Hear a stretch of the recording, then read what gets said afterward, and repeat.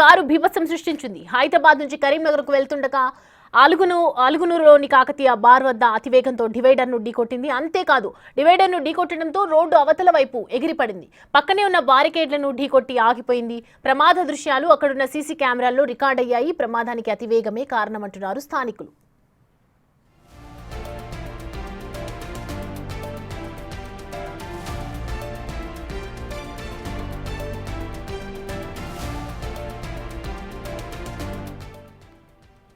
Right, చూస్తున్నాం car బీభత్సం సృష్టించిందని చెప్పాలి. హైదరాబాద్ నుంచి ఇటు కరీంనగర్ కు వెళ్లే దారిలో కనిపిస్తోంది మనకి. అలుగునూరులోని కాకతీయ బార్ వద్ద అతి వేగంతో డివైడర్ను ఢీకొట్టడం మనం చూస్తున్నాం. క్రాస్గా వస్తూ ఉంది. అంతేకాదు డివైడర్ను ఢీకొట్టడంతో ఇటు రోడ్డు వైపు అవతల వైపు ఎగిరిపడింది. ఒక్కసారిగా ఆ దృశ్యాల్ని కూడా మనం క్లియర్ కట్గా చూడొచ్చు.